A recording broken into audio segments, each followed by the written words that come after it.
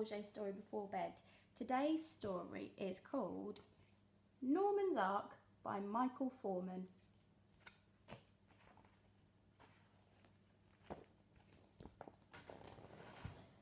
Norman is a good little boy who never tells a lie, honest. It's just that some people don't believe him, people like his mum and dad, for instance. Take last summer, for example. Norman and his mum and dad went to a safari park for their holiday. They stayed in a hut like they have in Africa, except the roof wasn't real straw. It was plastic, but the animals were real.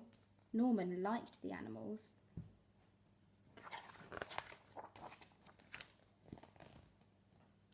In the evenings, Norman was put to bed early and his mum and dad went to the safari bar behind their hut. Norman was happy about this because he could watch TV. One night there was a terrible storm. Torrential rain rattled on the plastic straw roof and thunder rolled around. Suddenly, Norman heard a noise at the door. He peeped out of the window and saw a pair of woolly anteaters huddled up against the door, sheltering from the rain.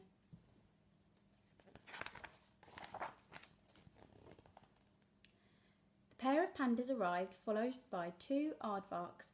They all squidged up together to get out of the rain. Lucky they're all quite small, thought Norman. Then a pair of kangaroos came bounding out of the darkness, and with their big feet and long tails there was a lot of pressure on the door. Norman could see it beginning to bulge. None of the animals seemed particularly dangerous, so Norman opened the door.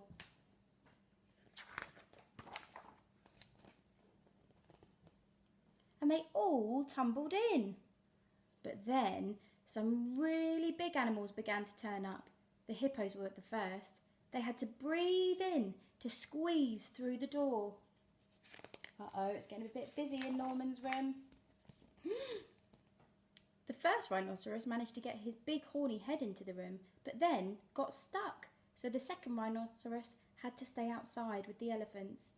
Smaller arrivals like the koalas, the tapirs and the porcupines managed to scramble through the big rhino's legs. The prickly quills on the porcupine tickled the rhino's tummy and made him giggle, and the hyenas couldn't stop laughing.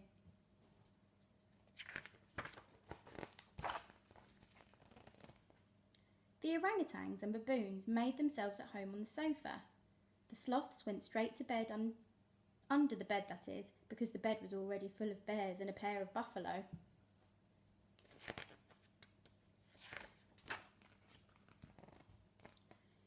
The ostriches and emus had a squabble, the giraffes and grumpy camels didn't see eye to eye, and the skunks made a terrible smell in the bathroom. But that's the proper place for a smell, decided Norman, and all things considered, he thought the evening was going rather well. Norman was relieved that the jammed rhinoceroses in the doorway prevented the lions, leopards and tigers from getting in.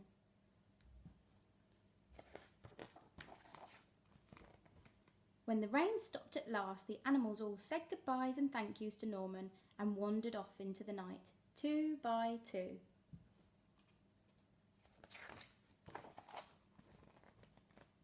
Then Norman's mum and dad came home. Now Norman had done his best to tidy up, but it was a mammoth job. Where's a good mammoth when you need one, he thought. What's been going on in here, Norman? Gasped his mother. How did you make all this mess? Oh, well, I had a little help, said Norman, who always told the truth. What help? Demanded his dad. You don't know anyone here.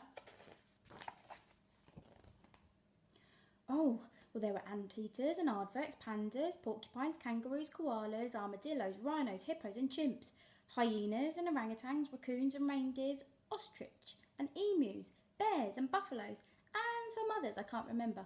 Oh, and I think they may still be bats in the bedroom. And I didn't make the smell in there, it was the skunks. Is that all? Shouted his father. Oh, well, there were lions and tigers and leopards, but they didn't come in, said Norman.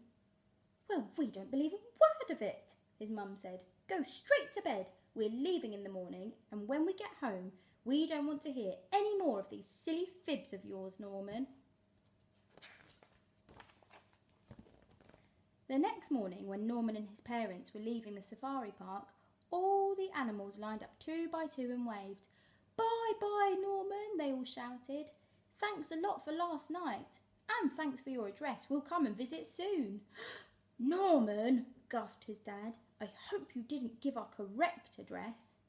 "But Dad, I couldn't lie," said Norman.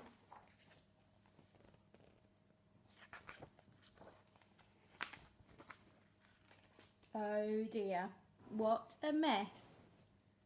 Poor old Norman, he just told the truth. I'll see you again soon for another story before bed.